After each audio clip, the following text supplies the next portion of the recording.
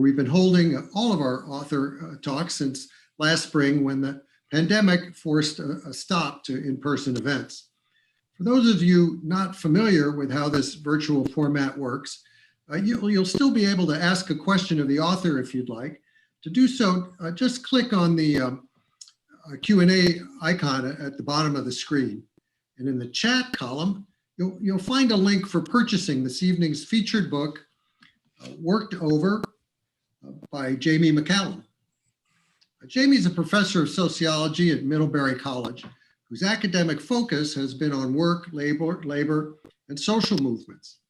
His previous book, Global Unions, Local Power, detailed the international union campaign launched against G4S, the largest security services company in the world.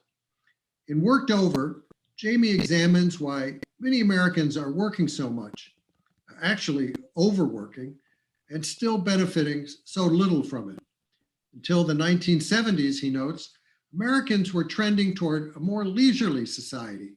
But since then, the tendency has reversed, and we've been working longer hours while at the same time experiencing greater inequality and insecurity. At the root of these negative developments, Jamie argues, is an adherence to free market fundamentalism that has brought about a shift of power away from workers and toward employers. Remedying this, Jamie contends, will depend on collective action by workers aimed at reducing their work hours and winning back control of their time. In conversation with Jamie this evening will be Meagan Day, a staff writer at the quarterly Jacobin and co-author of a book released earlier this year, Bigger Than Bernie, about the movement for democratic socialism in America that's been given momentum by the Bernie Sanders campaign. So Jamie and Meagan, the screen is yours. Thanks so much, Brad. Hello, everyone else who's here. Thank you so much for coming out, so to speak. And thank you to Politics and Prose for hosting this event. My name is Meagan Day. Like Brad said, I'm a staff writer at Jacobin, for which Jamie has also written. I've written about the topic of overwork a little bit for Jacobin over the years. There's one article that I was revisiting just in preparation for this talk that I wrote called Working Hard, Hardly Working. And it's about the kind of bifurcation occurring in the United States working class in particular, where some people are, are unable to access gainful full-time employment, while other people have more work than they can possibly handle and still struggle to make ends meet. I think the way that I put it in that piece is that in this economy, you're either burned out or boxed out. So the reason that I begin with that is to let you all know that this is an area of interest to me personally, and that makes me really excited to talk to Jamie about it tonight, because I found his book incredibly useful for thinking about these questions that consume a lot of my time as a writer for Jacobin. So, I just want to actually why don't we just dive right in? Jamie, can you tell me what first drew your attention to the question of work time and inspired you to write this book? Cool. Thanks so much to Brad and to Meagan for supporting this talk. Yeah, just on one note, Meagan, I think there was a brief moment when the title for this book was going to be Working Hard or Hardly Working, but unfortunately, that was the title of your essay. It was trademarked. Motivated. You're what? Oh, I said it was trademarked. Yeah. I was motivated by both, I think, personal and, scholarly concerns, I suppose. So I've always been of the opinion that the shortening of working time is an important political goal that the left should fight for. I've also been, for a very long time, like a stressed out, overworked, sort of overcommitted person. And so for a while, that tension kind of got to me. And then I got to Middlebury College, where I teach, about 10 years ago, and I found, which is a liberal arts college in the middle of Vermont, and I found what I thought was going to be like the hallmarks of a liberal arts aesthetic, like kids reading under trees and sort of a plodding workday, and I didn't get that at all. We have sort of almost at times it feels like a business school with like arts stuff thrown in the background.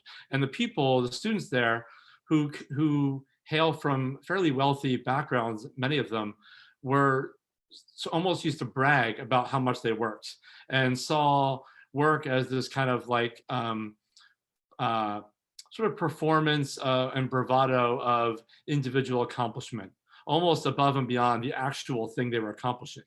And so this struck me as kind of interesting. That became the seed to start thinking about the stuff in chapter 5 about meaningful work. And then that somehow derailed me to thinking about time, work time in general. So there was a moment when this book was about sort of a history of the work ethic. And then it became much more of something a little bit more material, I guess. So one of the important things about your book is that it's detailing the changes over time, and it's not uniform.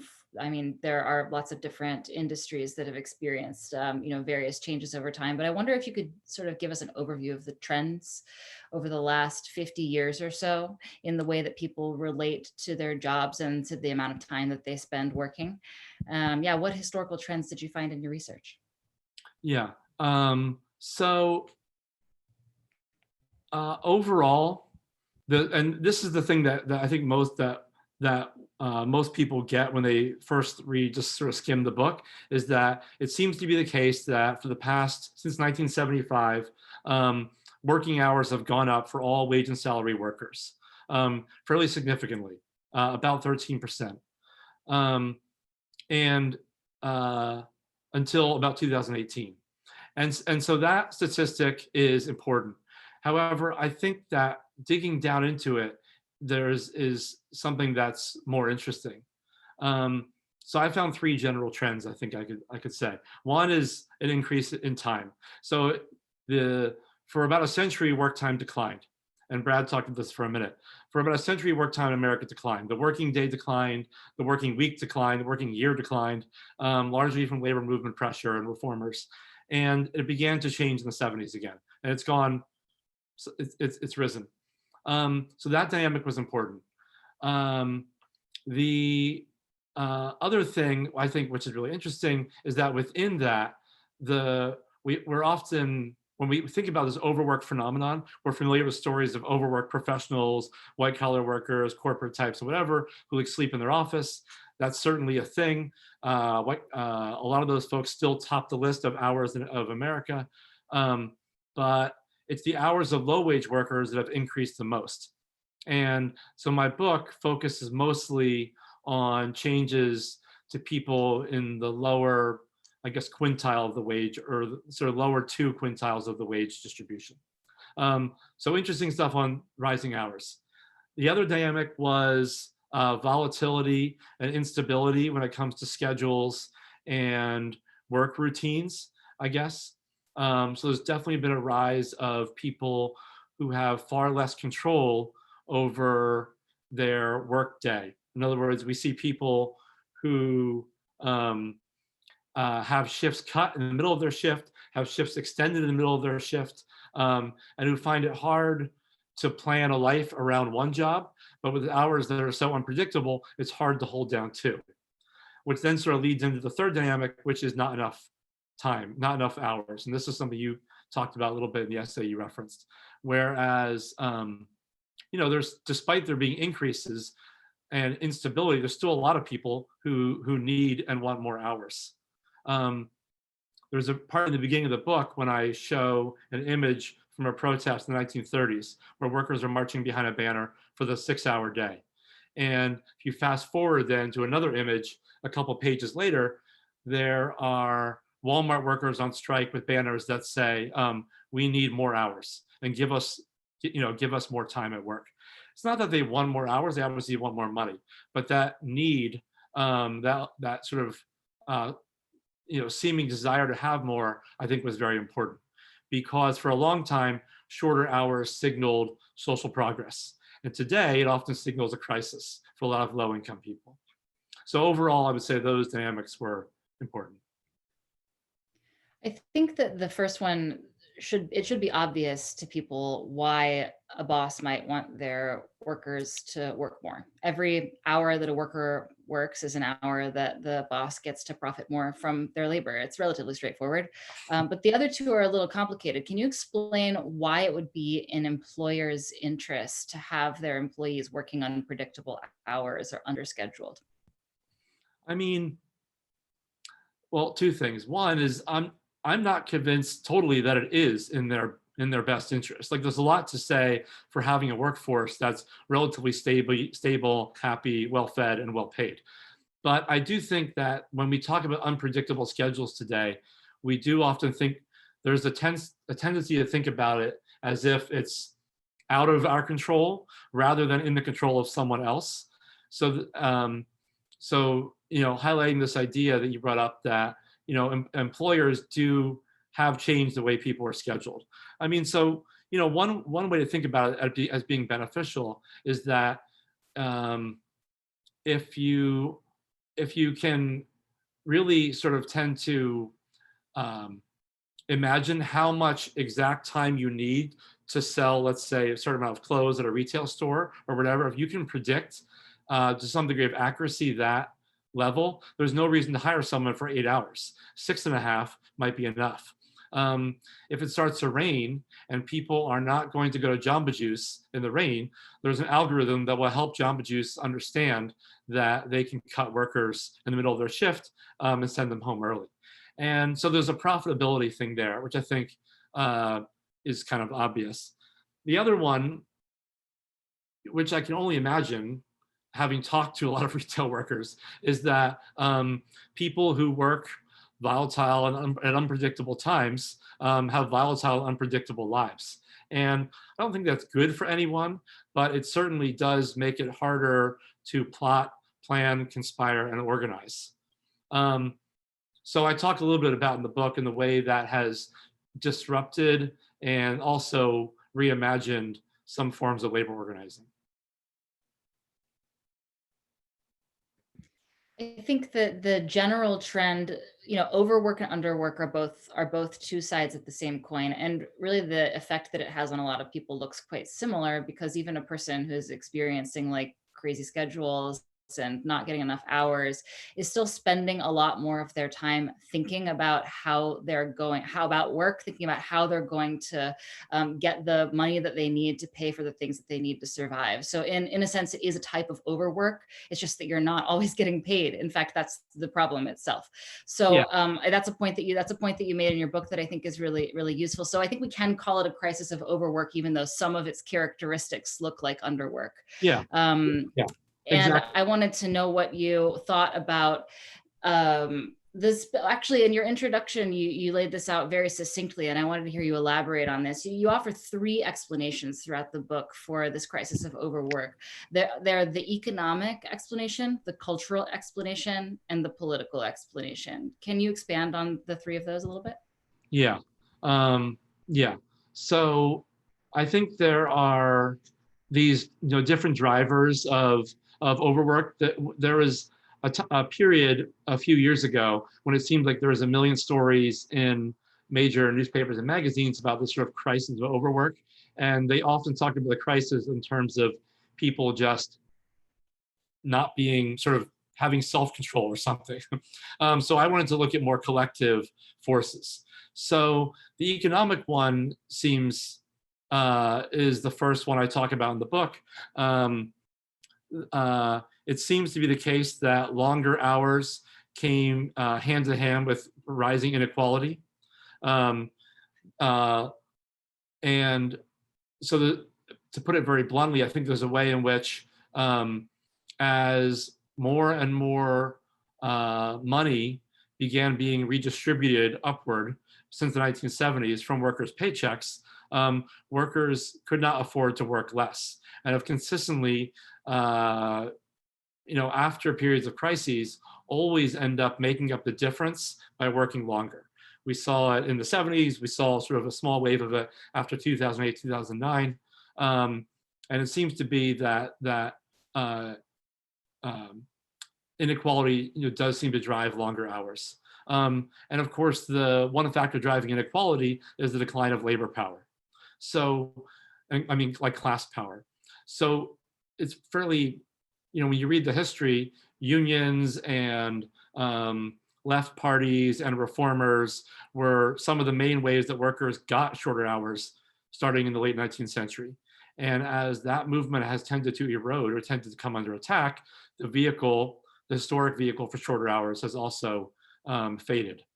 And we've lost that power. There's a couple of parts I raised in the book when, at mid-century, industrial workers had won many weeks and weeks of vacation. Sometimes people refer to it as a sabbatical. And we see starting in the late 70s where they just begin to, every year, their contracts, they negotiate fewer and fewer and fewer days off. So the economic stuff is sort of about that. The cultural argument, which I think is the most interesting part, has to do with the way we think about work, I suppose. So I document also starting in the 70s, sort of a rise of a new ideology or a new way to think about work as something that's inherently good for the self, good for sort of self-actualization, sort of good for the soul. And to try to explain a way in which high-income workers who have a lot of discretion over their time ended up working more. And it seems to be the case, both interviewing people and just looking for sort of textual citations of literally the phrase meaningful work, which exploded in the 1970s, suggests that as work became more meaningful to the self, allegedly, more of it became better. And we can talk more about that. The political stuff really has to do with the changes from the 80s and especially the 90s with how we think about welfare and workfare. As welfare was transformed, most notably by Clinton in the mid-90s, to be workfare, where you had to work essentially to get a welfare check thereafter, we added a lot of workers to the ranks. And both parties have played a role in not only preferring that system, but also chipping away at other potential reforms which could give us shorter hours. So in a nutshell, those are some of those three categories of ways.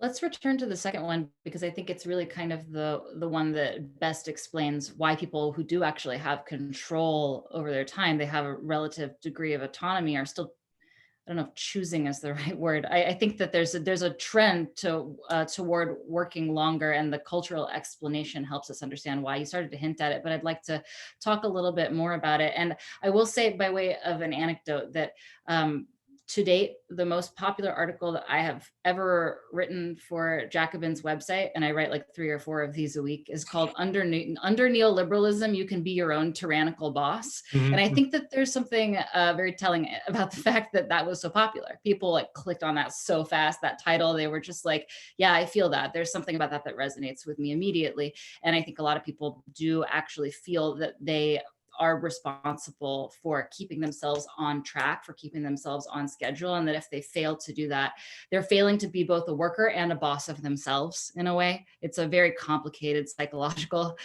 process that people are subjected to. That was one of my things that I wanted to bring up to you, because I thought that dovetailed really well with the cultural argument that you lay out in the book. Yep. I remember the article that you wrote. Jacobin has published a few things that are in that vein. Miya Takamitsu's article.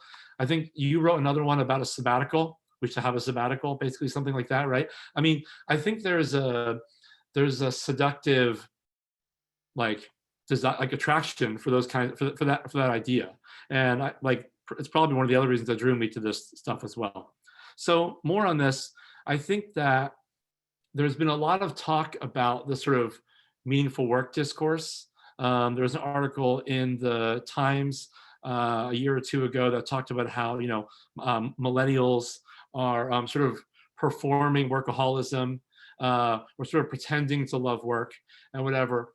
And I think there's something more important to it than that. So in the book, I try to connect the cultural sort of ideological transformation of work from something that you do merely for a paycheck to doing something that's fulfilling to the self, to material changes in the way in politics and economics. So there's three things I want to say about that. One is that blue collar workers, factory workers, especially in the 70s, began demanding more creative, more fulfilling, more socially useful, and personally meaningful work. They were tired of the deadening monotony of the conveyor belt. And there were strikes that were not just over this, but these were issues during strikes in some Rust Belt factories. At the same time, there were office workers in the 80s and 90s who also began, demanding an end to like the hellish life of cubicle hell, almost like Office Space, right? Like the best film really ever made.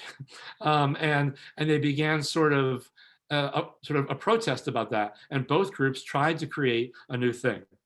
And I think that ideology or that demand for more meaningful and fulfilling work was to some extent recuperated and was to some extent co-opted by managers and supervisors because it was very seductive and easily sort of taken up.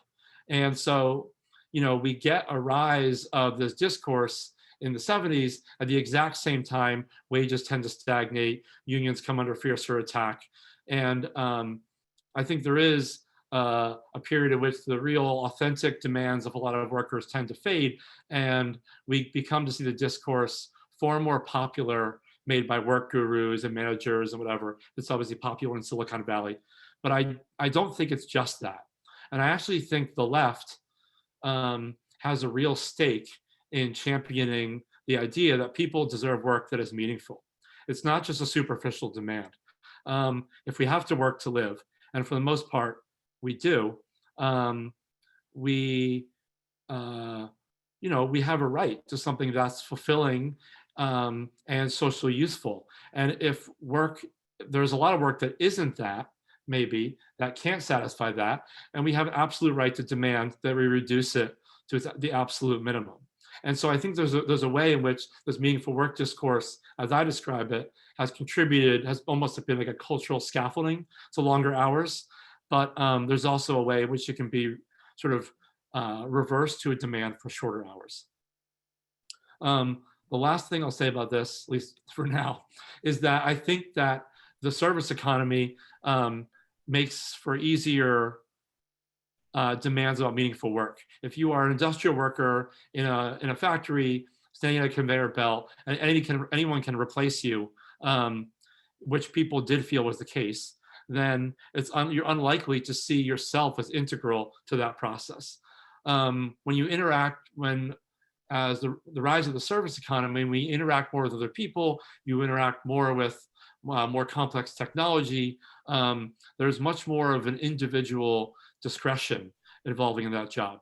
And I think that there was a lot of public opinion surveys that I read during this research that tended to show, from 60 to 70 to 80, a consistent increase in people reporting that, I feel a larger ownership of my role at work because other people depend on me and whatever. So I think there's a very material basis to this sort of cultural ideology. The article that you mentioned that I had written about a sabbatical, it's called 1 Year Off Every 7 Years. And it's not my idea, actually. The reason I wrote it is because I was reading the old, and by old I mean the 90s, the platform of the US Labor Party in the 1990s, which was a sort of experiment to have a US Labor Party. It was, the conditions were not right for this political experiment, and so it didn't get very far, but they wrote a wonderful platform, and one of the planks in the platform is devoted entirely to preserving more free time for workers. And then one of the sub planks, one of the demands, is that there should be a workers' sabbatical, that you should be able to work for 6 years and accrue the time off to take a whole year, not a weekend, not a long vacation, but time to yourself to explore your capacities as a person in the world, to learn, to learn new skills, to travel, to just hang out with your family and be yourself. And I thought it was, I thought it was really a mesmerizing demand. And so I wrote about it. And actually, this was also one of my, I think there's something telling here that my most popular pieces have actually touched on this particular topic, because I think there's a real hunger for this. I think most people feel, I would say that broadly, like you say, across the class spectrum, up to the point where people start to actually qualify for like the real bourgeoisie, where they don't really have to work at all. Pretty much everybody else has some tense relationship to work time, even though it looks different at different points along the spectrum. So it's quite unifying, and it's at this point almost universal that people want more leisure time. They want more time for themselves. They want more time for their families. They want more time for their hobbies. They want more time for relaxation, for travel, and so on. So the reason I bring this up is because, we've had this explosion in left political activity, but I'm not sure that we have actually really fully grappled with what it would look like to introduce this wildly popular dimension into it. Bernie Sanders ran for president, when he did twice, he introduced, he gave us like a really good platform to continue pushing on. We saw how popular it is: Medicare for all, Green New Deal, higher wages, social housing, and so on. But occasionally he would talk about paid parental leave and paid sick leave, but those are the bare minimum. I wonder if we should be like reaching a little bit higher and trying to sort of inspire people with a vision of a life that isn't spent, thinking about work, wishing you had more work, wishing you had less work, trying to figure out if you could get more work that paid you better money so that you could have a more stable life, and so on. So what do you think the political potentials are for us to actually highlight this dimension? Yeah, all that is great. Yeah, I love that. And I, as you know, was also had my my heart put a lot of time into Bernie stuff too. And I did think that there was a lot of stuff in his platform which was like a step towards some things. So I think there's a few things. First of all, you're right that in a lot of public opinion polls and surveys, and certainly a lot of my interviews, which took place for years across the country, people do see this as an important demand. And even people who don't have enough hours nonetheless identify their lives as being like tied to work and being sort of in thrall of an employer. So what can we do?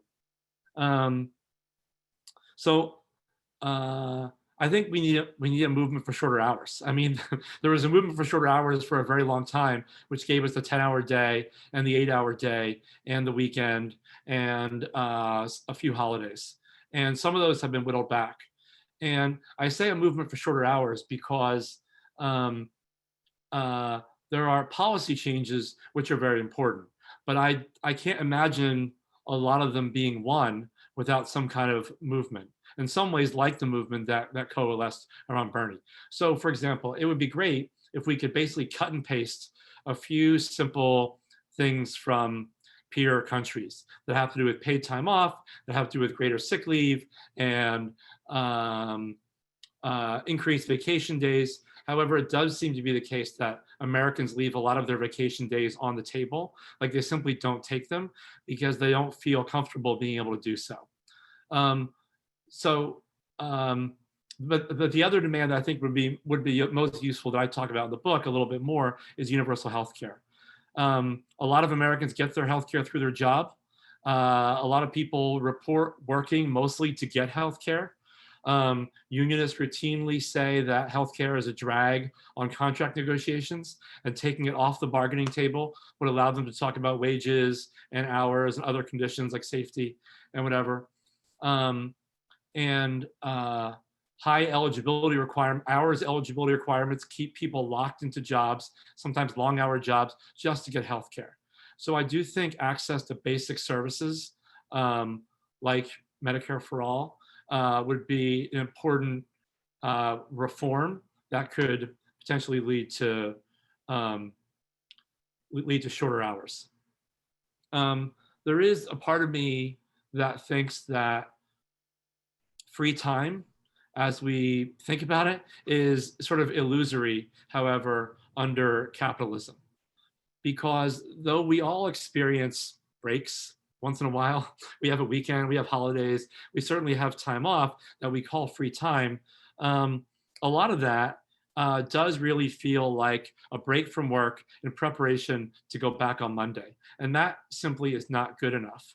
And I think that a movement, we often think about a movement for shorter hours as being about leisure and just relaxation and whatever. And I think that is really significant and important. However, I also think, and historically, a movement for shorter hours has also been about controlling the hours that we have and controlling the time that we do have. And so freedom or free time is not merely the absence of work, but it's the presence of collective control. And that requires basically workers to having a lot more control than they do, i.e. some degree of social control over our work time. When we care for our children, see our friends, visit our families, take vacations, go on holiday, all those things for them are largely determined by our employment. And, flipping it, so, being able to say, well, our working lives are subordinate to the time that we need to spend with our friends, loved ones, families, children, etc., I think would be really significant. So the book does end basically by talking about socialist politics. I'll say one more thing that sort of comes in the middle of that. And then I think the best example today of a movement about work time is the Fair Work Week movement.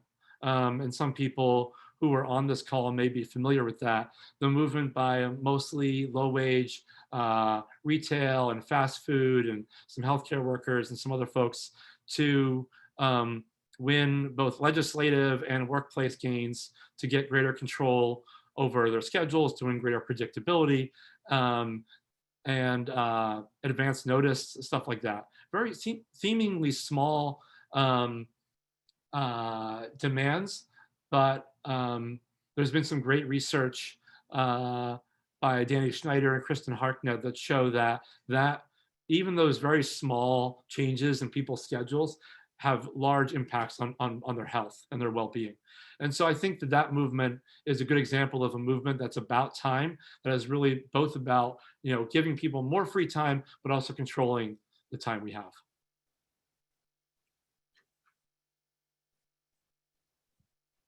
So you were talking about, you're basically saying that in order to have real free time, we're going to have to end capitalism, which is essentially a regime of labor time. I mean, if you look at the sort of the way that Marx explains sort of what capitalism is, it's actually the appropriation of the surplus value of workers' labor, but not just labor, but labor time. It's it's complicated, but whatever. Time is very important in Marxist thinking about capitalism.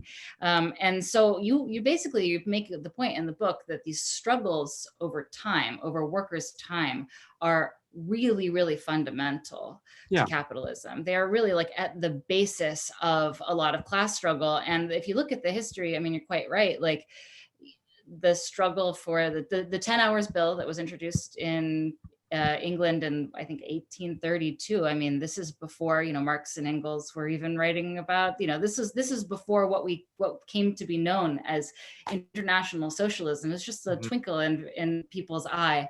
And this was one of the first fights that they had, was for a 10-hour day.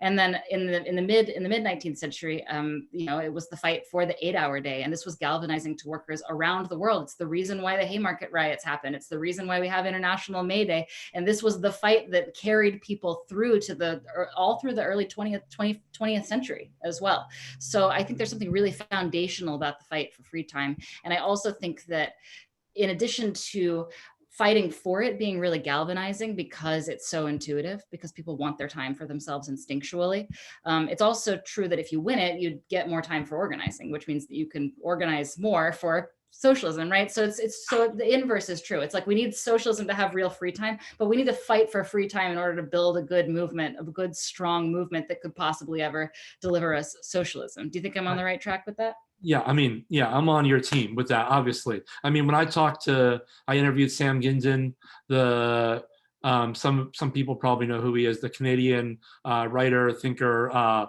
labor activist, mostly within the auto sector, who told me a lot about the history of auto workers expanding free time from in the 50s, 60s, 70s, which basically made them the envy of all other industrial workers. And a lot of people followed their lead. And I asked him, well, what's so good about free time from that standpoint? And he's like, so we can organize. He's like, that's what it was. He's like, talk to any labor organizer. And one of the largest impediments when you go door knocking on people's doors after work and saying, look, do you want to get involved in a long, protracted struggle with your boss? They're tired. And it's hard to get to do that. So I do think that, yes, free time is really important for leisure. If you can't ponder the world, there's no way you can possibly change it. There's no reason to have national parks if you can't pitch a tent once in a while and go camping.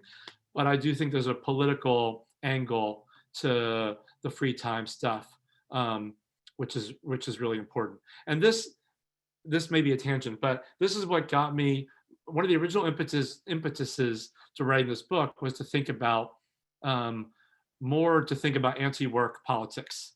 I have that poster on my wall since college, and it's still there. I didn't go to work today, and I don't think I'm going to go tomorrow. It's that guy sleeping in bed. And so to me, I think there's something really important, seductive, and valuable about a rejection of the work ethic as being politically important. However, there is a part of me in that discourse which tends to sidestep the real important step of controlling time and exercising a lot of control over the time we have. So I tried to aim this book at that portion of that struggle. I think that Marx is fairly clear that the reduction of necessary labor time is a necessary, maybe, but insufficient part of class struggle, as you talked about. But I do think his formulation, this thing about necessity and freedom, allows us to sort of redefine what necessity is. And that's the beauty, to me, of socialist politics. Necessity, i.e. necessary labor time under capitalism, is the requirement to reproduce our labor and to reproduce things that are necessary for accumulation.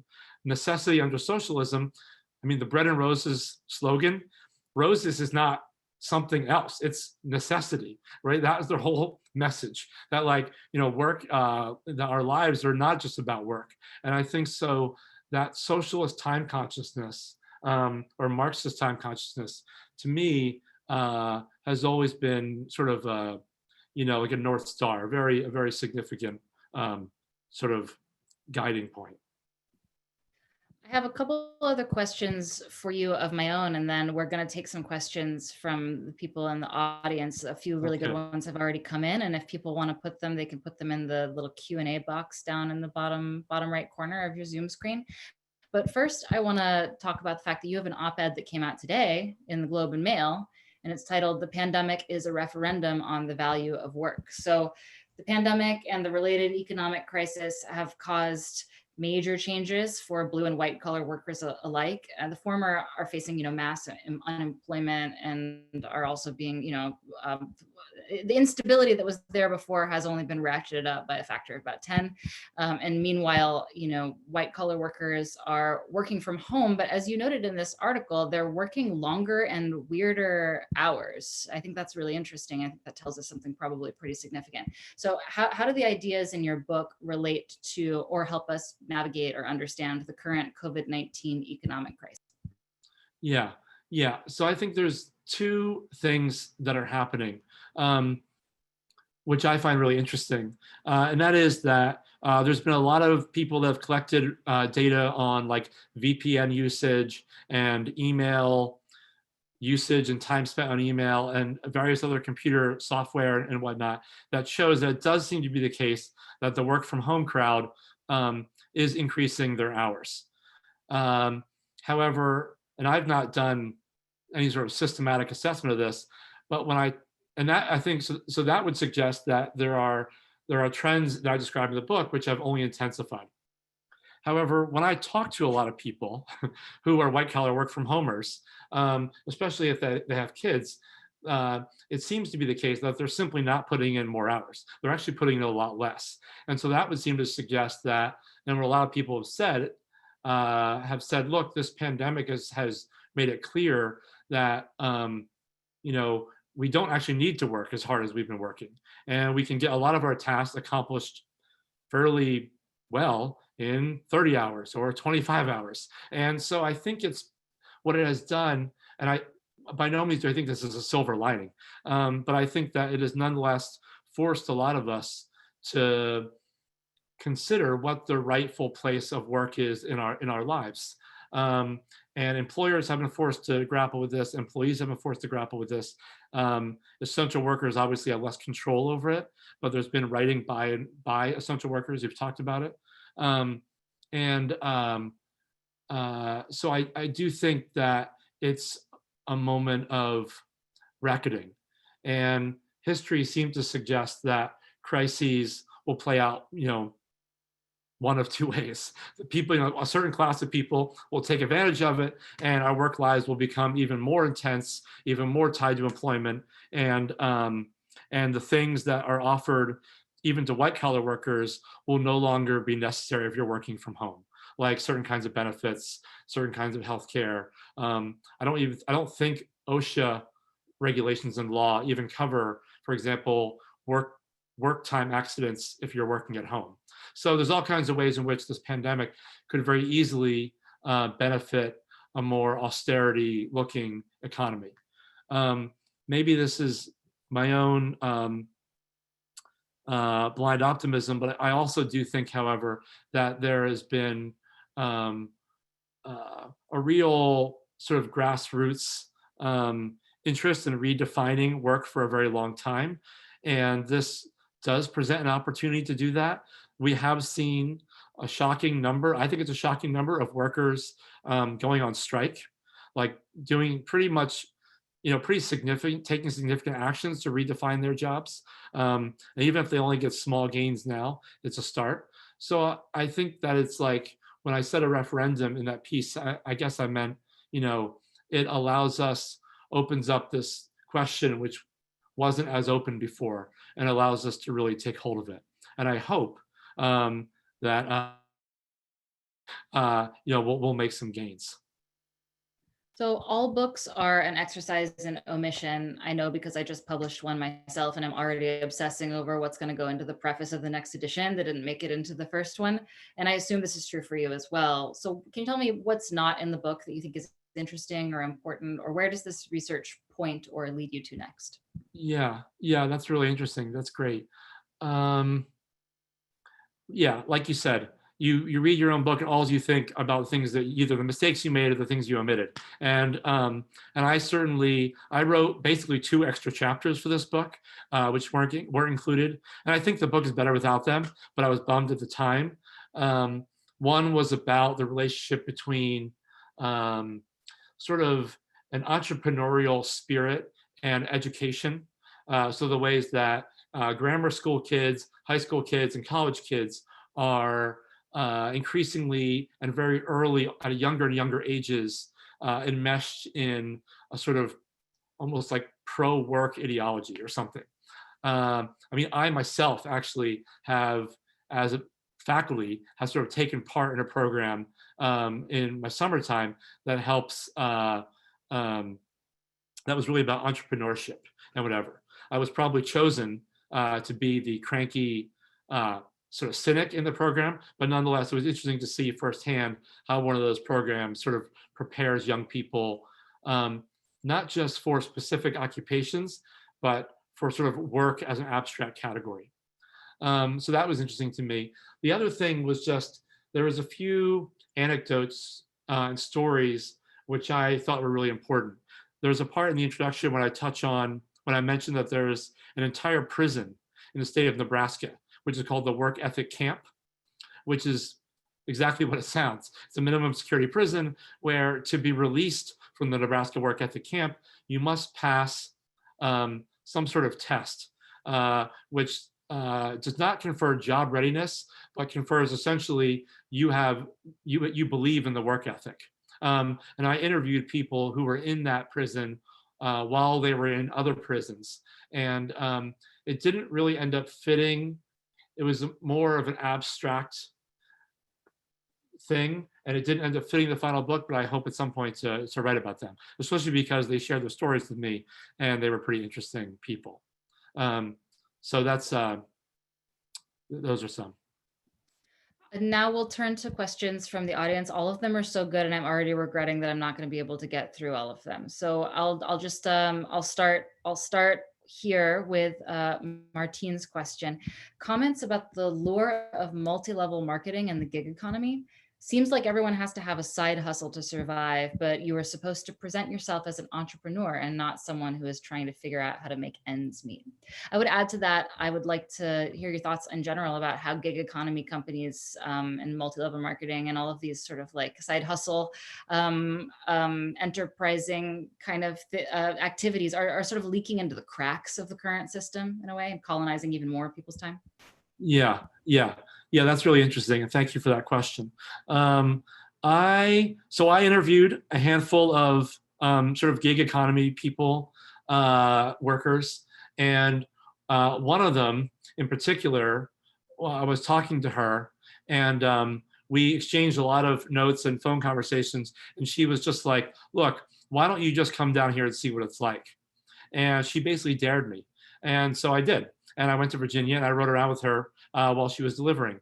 And, you know, she often delivers for Uber Eats, or there's no longer, but at that time, from 9 p.m. to 1 in the morning with her daughter sleeping in the back of the car. And, you know, I remember talking to her in that car ride and her being like, you know, they say you can be your own boss and they say you can make your own schedule. But in fact, to make enough money to pay her bills, which included some significant healthcare payouts, you can only work when most people are hungry and when most people are ordering a lot of food. And that happens to be at those hours. And they were certainly not of her choice. So I think the discourse around the gig economy, which I think caught on to the sort of promise or aspiration of people to be their own boss, to have more control, it was, you know, it ended up being fairly empty. The other thing that's interesting, I think, about gig economy workers is that they do work sort of often unpredictable hours.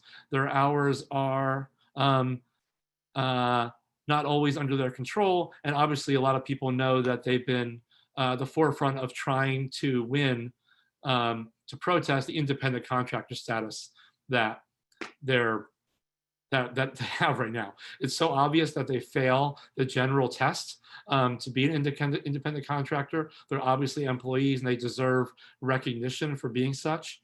And so I interviewed a few people for a chapter at the end of the book who were organizing in that realm. And I don't know, I took some hope from some of those stories.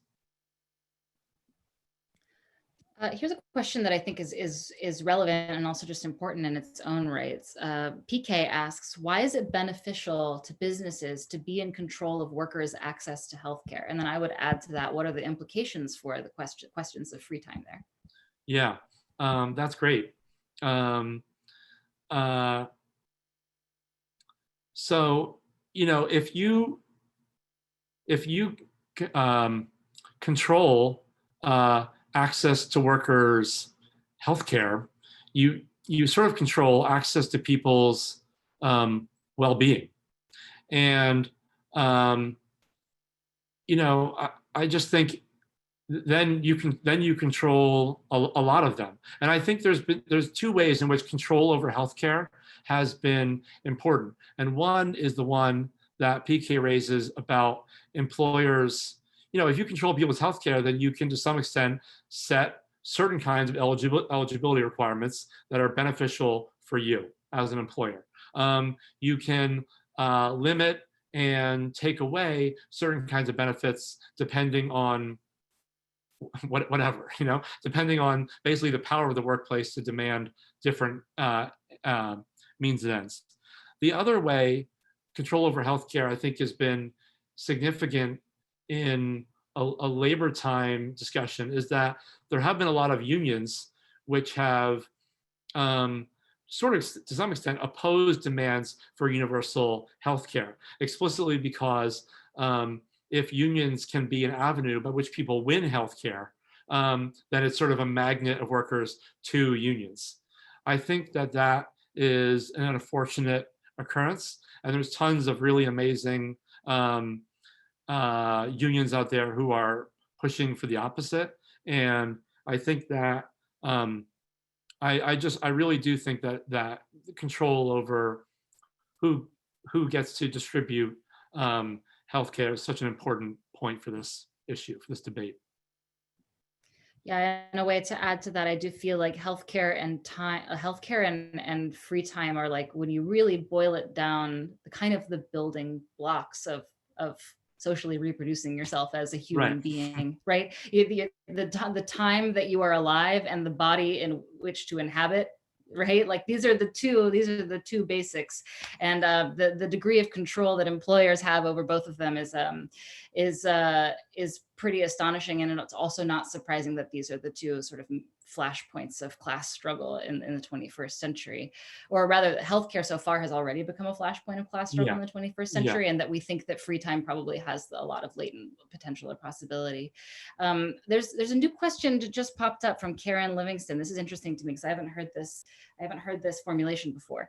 The rise of temp help has been described as a shift from viewing workers as an asset to a liability. How would that view fit within your economic, cultural, political framework?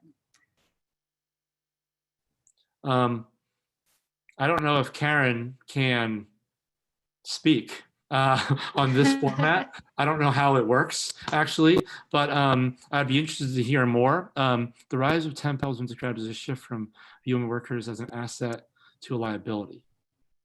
So how about this? If nothing comes to mind, I also asked it because I wanted to know what that meant. Karen, if you're listening, will you type out in the chat what you mean by that? Because Jamie and I are both very interested to hear what you have to say.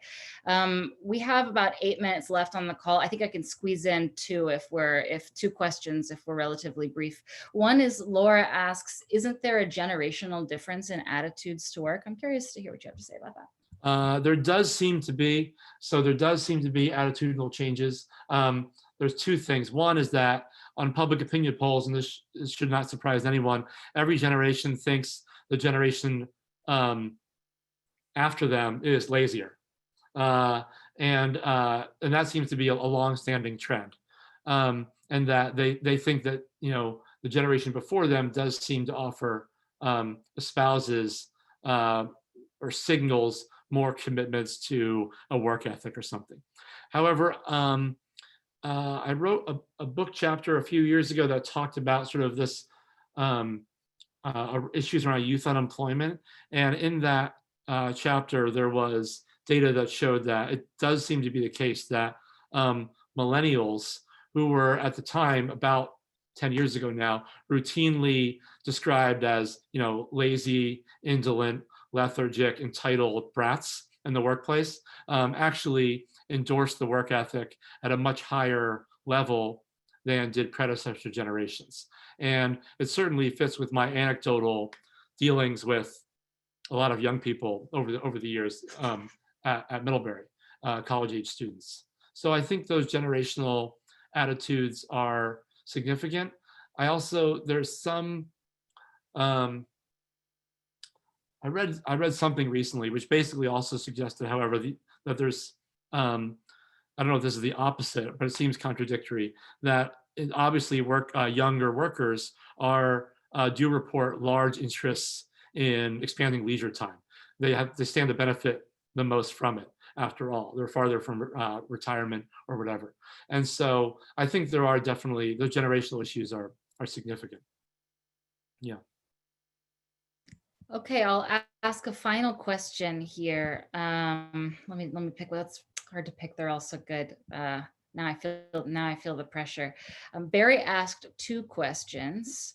And instead of asking both of them, I will ask the latter one to you. I think we understand that the labor movement is incredibly important here. This is something that factors into both yours and my perspective, and Barry's. I happen to know that Barry cares a lot about this. What kinds of changes do we need to see within unions to make the work time demand more prominent? Yeah. Hi, Barry. I think that is a great question. So, and I, and probably you and other people who are on this call, try not to be, as a scholar or whatever, try not to be in the business of like telling unions what to do, because their work is incredibly difficult. But I guess I do think, workers routinely report that workload is a problem, and unions are aware of this. Everyone knows that wages are stagnating. Unions are aware of this. The AFL-CIO is taking interest. Like they are in a policy booklet that came out sometime last year, are interested in using benefits of labor-saving automation to lower hours. They are interested in bargaining increasingly over the other kinds of labor-saving technology, which could translate into more free time. So I guess I think that it would, one way to do it might have it be to come in the form of making time more of a bargaining issue. And I guess on that last little bit, I'll say, and this is something I'm sure you care about, Barry, is that free time, like more free time, seems like a great common good demand. And the sort of bargaining for the common good ethos that a lot of teachers unions and healthcare workers unions have been doing recently, this would be an important goal to put into that framework, I think. So that's maybe one way.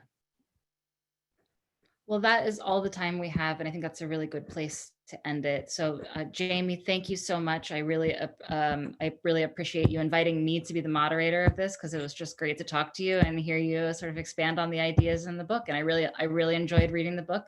And if people on the call haven't picked it up yet, they absolutely should. We can drop another link over here in the chat. But yeah, thank you so much, and thank you to everyone who tuned in, and for your wonderful questions as well. I want to thank Meagan too so much for doing this. I've admired some of your work on those issues for so long, so I really appreciate you doing it. And to everyone else who joined us, and to Brad for hosting. Well, thank you both. Thanks, Meagan, for your thoughtful moderating, and thanks, Jamie, for your valuable addition to our thinking about why we're working too much and what can be done about it. Again, for everyone watching, the title of Jamie's book is Worked Over. Here is the cover. And you can get a copy by clicking on the link that we've just posted again in the chat column. We appreciate all of you tuning in. And from all of us here at Politics and Prose, stay well and well read.